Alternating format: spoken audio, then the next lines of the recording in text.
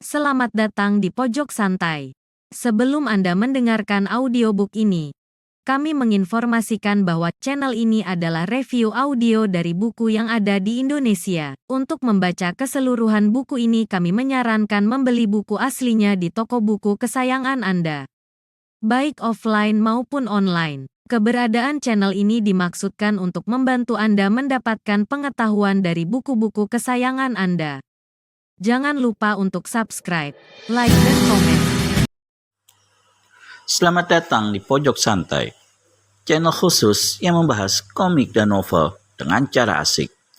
Ternyata di balik galaknya Cepaka Ungu ada sesuatu yang disimpannya. Apakah itu? Yuk langsung saja disimak video berikut ini.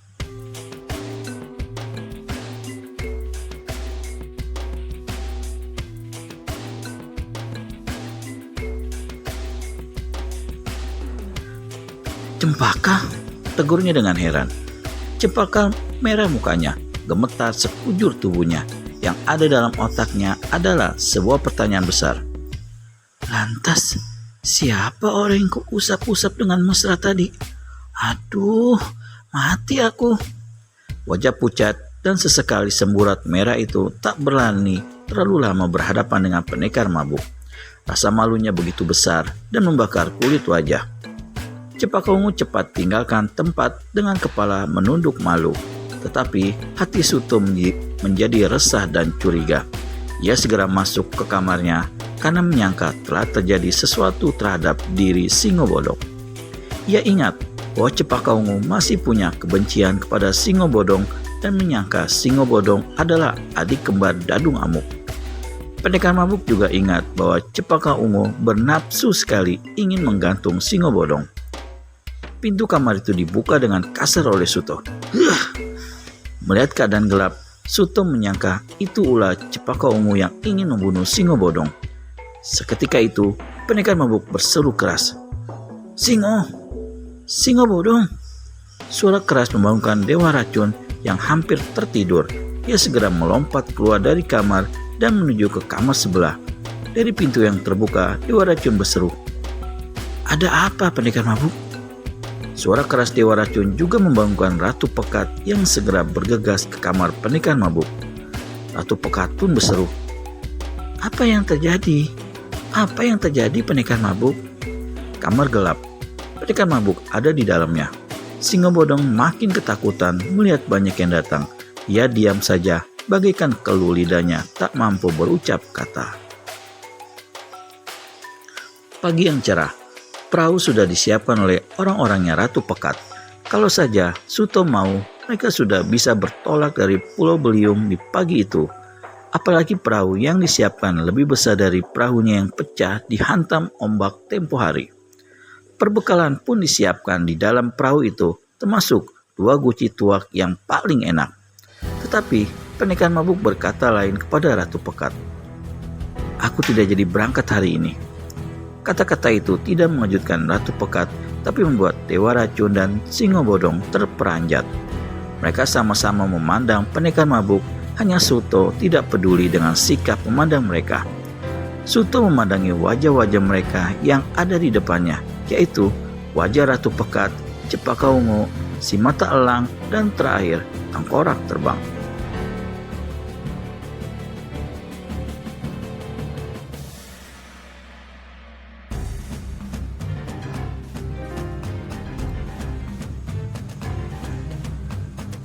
Luka-luka kedua orang itu telah mengering dan kesehatannya memulih berkat pengobatan sederhana yang punya kekuatan besar.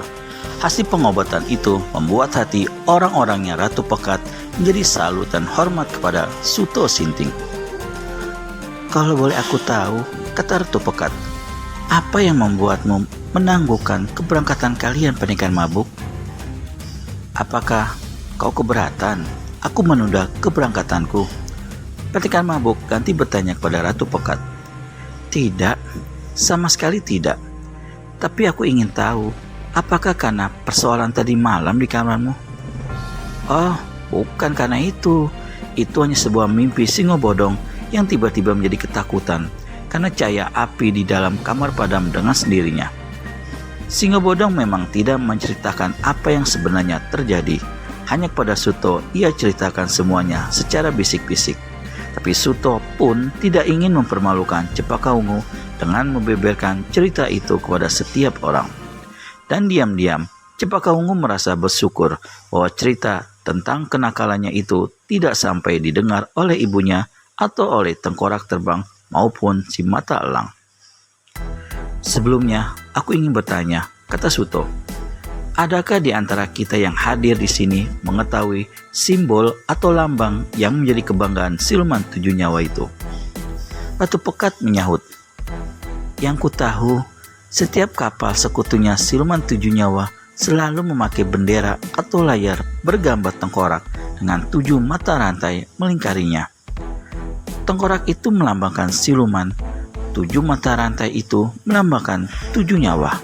Tapi kurasa kita tak perlu membahas soal lambang yang menjadi kebanggaan dia. Itu urusan mereka. Yang ingin kutanyakan lagi padamu, pendekar mabuk, mengapa kau menanyakan lambang tersebut? Aku hanya ingin memastikan bahwa lambang tengkorak dengan 7 mata rantai itu bukan milik Tengkorak Terbang. Tengkorak Terbang tertawa dengan suara langkingannya. Hush, diam, bentak Ratu Pekat dan tawa itu lenyap seketika. Sepi bagaikan suara jangkrik terinjak kaki manusia. Ratu Pekat lanjutkan kata-katanya kepada pendekar mabuk. Tengkorak Terbang hanya sebuah julukan karena kurusnya tubuh dia, bukan semata-mata menjadi lambang tersebut. Baiklah jika begitu, ku ingatkan sekali lagi padamu, Ratu Pekat, bahwa apa yang pernah dikatakan Dewa Racun kemarin itu memang benar. Soal apa? Ratu Pekat kerutkan dahi. Salah satu dari orangmu adalah mata-matanya siluman 7 nyawa. Tidak mungkin. Orangku tidak punya jiwa pengkhianat. Ratu Pekat tetap membantah, mungkin karena ingin menutup rasa malu bahwa ternyata ia lengah dan kemasukan mata-mata tanpa diketahui sejak kapan bercokolnya. Ratu Pekat, percayalah dengan pendapatku. Ada pengkhianat di sini dan istanamu akan direbutnya. Pulau ini akan dikuasai. Kau sendiri mungkin akan diusir atau dibunuh atau dijadikan tawanan dari siluman 7 nyawa. Jangan bicara seenakmu, pendekar mabuk. Apakah kau bisa membuktikan siapa di antara kami yang menjadi mata-mata? Bisa, jawab Suto. Matanya melirik ke arah Tengkorak Terbang. Bukan maksud Suto menuduh Tengkorak Terbang, tapi ia ingin tahu perubahan sikap Tengkorak Terbang sebagai panglima yang baru diangkat kemarin siang itu. Hanya saja, lirikan mata Suto diartikan lain oleh mereka. Mereka ikut-ikutan memandang Tengkorak Terbang, sehingga yang dipandang merasa sebagai pihak yang dituduh. Berdiri seketika Tengkorak Terbang dengan kebuasan mata cekungnya. Ia berkata dengan suara cemprengnya, "Hati-hati kau bicara, pendekar mabuk. Sekalipun kau telah menyelamatkan lukaku, aku masih tega membunuhmu jika kau mencoba menghasut ratu. Aku bukan mata-mata." Aku tidak menuduh kamu kok, jawab Suto dengan tersenyum. Kalau aku memandangmu, itu karena aku ingin tahu sikapmu sebagai seorang panglima baru di istana Cambuk Biru ini. Kau memang bukan mata-mata yang kumaksud, Tengkorak Terbang. Lantas, siapa orang yang kau maksud? Sentak Tengkorak Terbang yang sudah terlanjur dongkol hatinya. Berapa sisa prajurit yang ada di sini? Tanya pendekar mabuk kepada Tengkorak Terbang. 5 orang. Kumpulkan dia dan aku bisa membedakan mana yang mata-mata dan mana yang bukan. Siapakah kelak yang akan dibongkar kedoknya oleh Suto Sinting alias pendekar mabuk?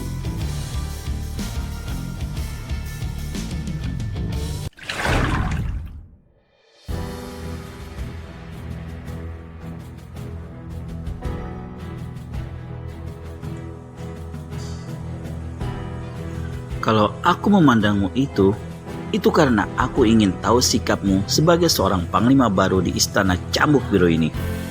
Kau memang bukan mata-mata yang kumaksud, Tengkorak Terbang. Lantas, siapa orang yang kau maksud? Sentak Tengkorak Terbang yang sudah terlanjur dongkol hatinya. Berapa sisa prajurit yang ada di sini? Tanya pendekar mabuk pada tengkorak terbang. 5 orang.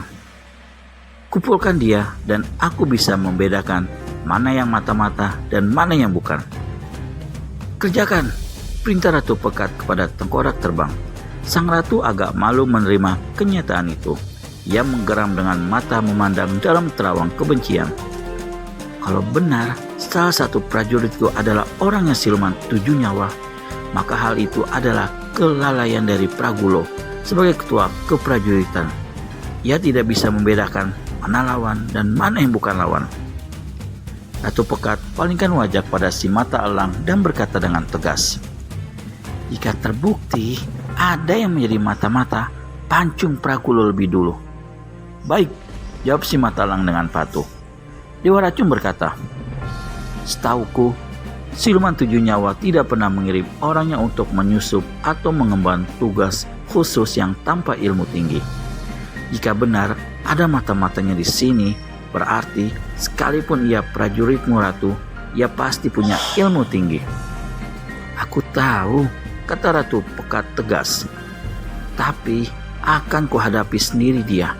Setinggi apapun ilmunya, akan kuhadapi sendiri dia." "Itu hal yang baik," kata Dewa Racun. "Sebab orang-orang yang disebar oleh siluman 7 nyawa adalah orang-orang pilihan yang sedikitnya punya ilmu setingkat dengan Gagak Renaka atau Dadung Amuk. Bisa jadi lebih tinggi tingkatan ilmunya dari kedua orang yang kusebutkan tadi." Ratu Pekat mau melanjutkan kata-katanya, tapi tengkorak terbang telah datang bersama keempat prajurit. Mereka diperintahkan ratu untuk berjejer di depan serambi. "Mana Pragulo?" sentak tengkorak terbang kepada salah seorang prajurit. Sebelum prajurit itu menjawab, suara Pragulo telah menjauh dari samping istana sambil berlari. Hei, mana saja kau?" Maaf, sedang buang hajat di belakang kamar mandi." Tangan tengkorak terbang bergerak cepat menampar pipi Pragulo. Prajurit yang menjadi kepala bagian keprajuritan itu hanya diam saja, menunduk, merasa bersalah. Kemudian ia diperintahkan berjejer di antara keempat prajurit lainnya. "Biar saya menangani, Ratu. Mohon izinmu," kata Suto.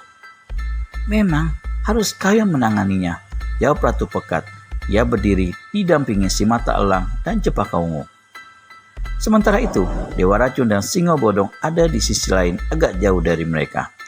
Kepada para prajurit, Suto berkata, "Semua buka baju.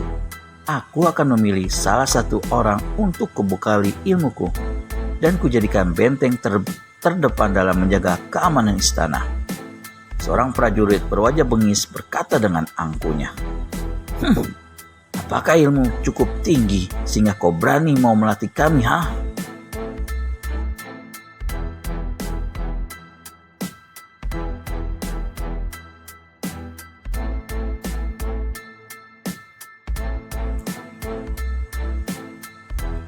"Wiroto, kerjakan apa saja perintahnya," sentak tengkorak terbang dengan mata cekungnya memandang keji kepada prajurit angkuh yang bernama Wiroto itu.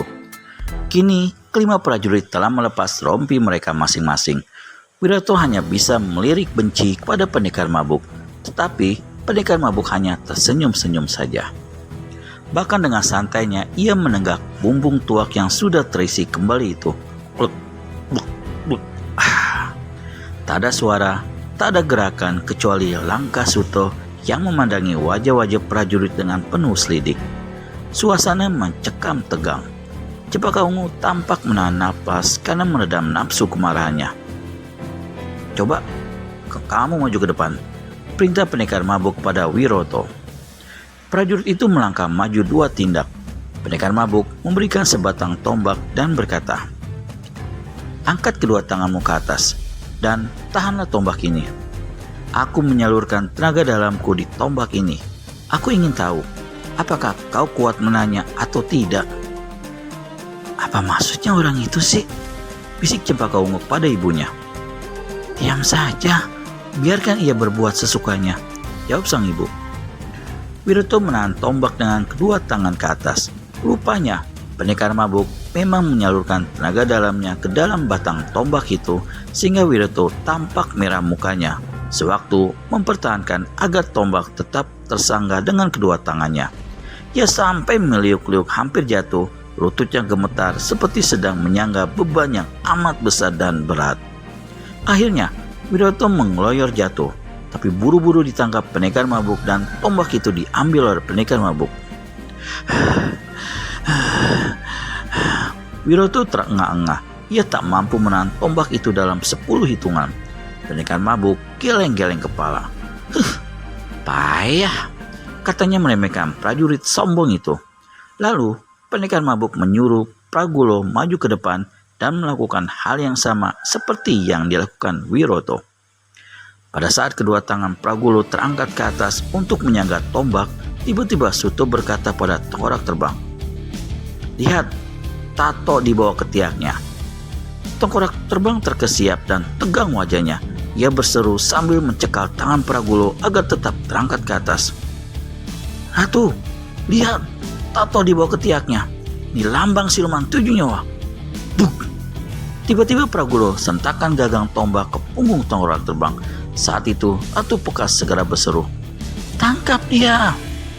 Sebelum yang lain bergerak, Pragulo sudah lebih dulu melenting di udara dan menjejak kepala salah seorang prajurit lalu melesat pergi meninggalkan diri. Tengkorak terbang segera berteriak, "Kejar dia!" Tapi Ratu Pekat berseru pula, "Jangan, biar aku yang mengejarnya."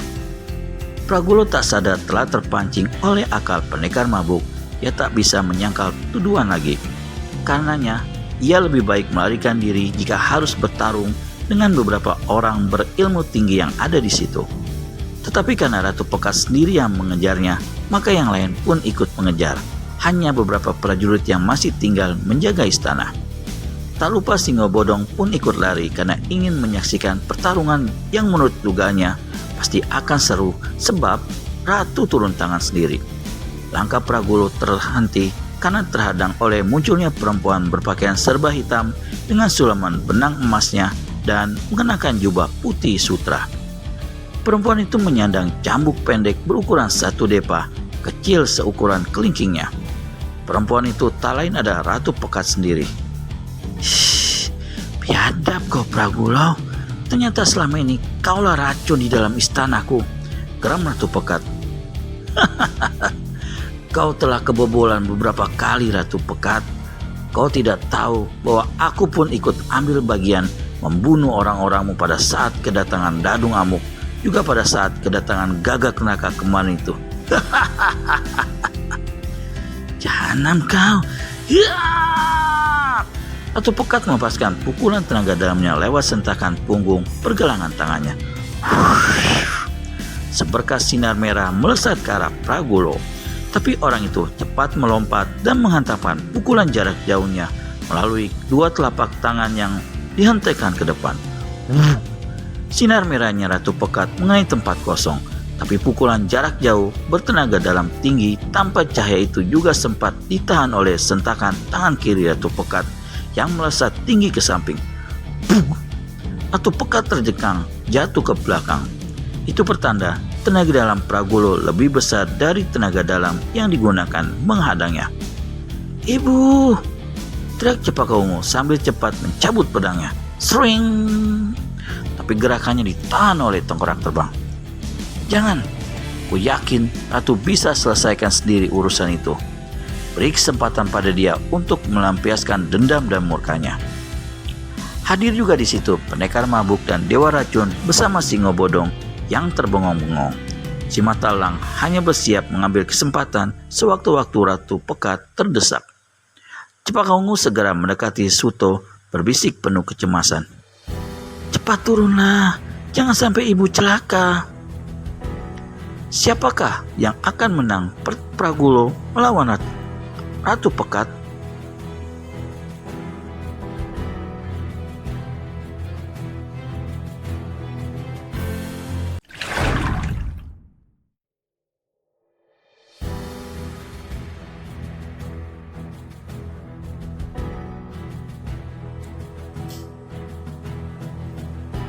Hadir juga di situ pendekar mabuk dan Dewa Racun bersama Singo Bodong yang terbengong-bengong. Si mata elang hanya bersiap mengambil kesempatan sewaktu-waktu Ratu Pekat terdesak. Cempaka Ungu segera mendekati Suto, berbisik penuh kecemasan. "Cepat turunlah, jangan sampai ibu celaka." "Ya saja, ibumu ingin tunjukkan murkanya bagi orang yang mencoba mengkhianatinya." "Tapi ibu dalam keadaan sakit," katanya sambil mengguncang lengan pendekar mabuk. "Ibumu pasti bisa mengatasinya sendiri," jawab Suto acuh tak acuh. Seakan membalas keangkuhan Cempaka Ungu, gadis itu menjadi geram dan salah tingkah sendiri. Sampai tak sadar ia masih berpegangan lengan pendekar mabuk. Ketika Suto melirik, Cempaka Ungu buru-buru melepaskan dengan rasa malu. Pragulo tampak gesit dan lincah. Gerakannya begitu cepat sehingga tombak yang sejak tadi dijatuhkan di tanah bisa diambilnya hanya dengan satu sentilan ibu jari kaki. Tap! Tombak itu ada di tangannya, lalu diputar-putar dengan cepat seperti ia memainkan toya. Wuk, wuk, wuk. Gerakan jurusnya cukup indah, enak dipandang mata. Suto memuji gerakan indah jurus itu yang mampu menenggangkan kaki lurus ke tanah sambil memainkan tombak berputar, bahkan menggelincir sendiri di punggungnya yang membungkuk itu. Sambil membungkuk, Pragulo melepaskan pukulan jarak jauhnya ke atas ke arah dada Ratu Pekat. Tetapi Ratu Pekat menghindar dengan satu kali sentakan kaki, tubuhnya melenting di udara dan bersalto satu kali. Sambil bersalto, rupanya Ratu Pekat cepat mencabut cambuknya. Begitu mendarat di tanah dengan kaki tegak, cambuk kecil itu segera dikibaskan ke depan. Cetar! Jaraknya tak menjangkau, tapi ujung cambuk itu menyemburkan cahaya biru petir dan menggelegar. Buar! Pragulo cepat sentakkan tombaknya ke tanah dan tubuhnya terangkat terbang tinggi-tinggi. Lalu tombak itu dilemparkan dengan cepatnya ke tubuh Ratu Pekat. Tombak itu menancap di tanah karena Ratu Pekat menghindar, sedangkan cahaya biru petir tadi menghantam sebuah pohon yang membuat pohon itu lenyap dalam sekejap tanpa bekas sedikit pun. Pragulo mendaratkan kakinya di tanah dengan sedikit mendah. Trak! Lalu kedua tangannya bergerak mengeras dari samping pinggul naik ke atas pelan-pelan. Tubuhnya sampai kelihatan bergetar. Tubuh itu mengeluarkan asap kebiru-biruan.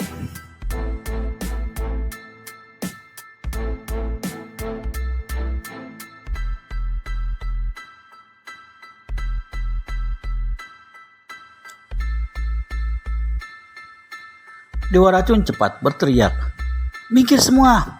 Dia mau tebarkan racun pemunah bangkai! Minggir semua! Tutup hidung kalian!" Asap kebiruan itu makin tebal membungkus diri Pragulo. Semua mundur menjauh sambil tutup hidung dengan tangan mengikuti Dewa Racun. Tetapi Ratu Pekat tidak mau mundur, bahkan melancarkan pukulan cambuk birunya lagi. Duar! Cahaya sembur biru kilat mengenai tubuh Pragulo, tetapi tubuh itu tidak lenyap seperti pohon tadi. Tubuh itu tetap bergerak pelan mendorong tangannya ke atas. Ratu Pekat menjadi tegang melihat pukulan cambuk birunya tidak mempan untuk Pragulo. Tapi sang ratu semakin penasaran. "Cepat, ambil sang ratu!" teriak Dewa Racun dari kejauhan. Sekali dia sentakkan tangannya, racun pemunah bangkai akan menyebar. Pendekar mabuk bergerak cepat menyambut sang ratu dan membawanya pergi menjauh. Pragulo seperti orang kesurupan masih tetap berdiri dengan gerakan berotot dan asap makin banyak mengepul dari tubuhnya. Tangannya sudah hampir disentakkan ke depan. Tetapi pendekar mabuk cepat tenggak tuaknya dan melompat beberapa kali berjungkir balik di tanah. Wush, wush, wush, tap, tap, tap. Cepat sekali. Pendekar mabuk tiba di depan Pragulo. Tepat pada saat itu, Pragulo sentakkan kedua tangan ke depan ke arah pendekar mabuk. Tapi segera pendekar mabuk semburkan tuak dari dalam mulutnya itu. Pragulo memekik dengan tubuh mengejang, kepala terdongak ke atas, mulut terbuka lebar dan mata terpejam kuat. Pukulan racun pemunah bangkai itu membalik menyerang dirinya sendiri, dan akibatnya tubuh Pragulo itu mulai menghitam. Lama-lama kulit tubuhnya menjadi lumer, bau busuk menyebar tajam. Suto cepat tinggalkan tempat karena tak tahan bau bangkai itu. Dari kejauhan, semua yang tutup hidung hanya bisa memandang dengan mata melotot, melihat tubuh Pragolo menjadi lumer hitam dan akhirnya jatuh ke tanah dalam keadaan tetap melumer menjijikan. Akhirnya tubuh Pragolo tak berbentuk manusia lagi, melainkan berbentuk cairan kental hitam yang baunya sangat busuk. Cempaka Ungu muntah-muntah seketika.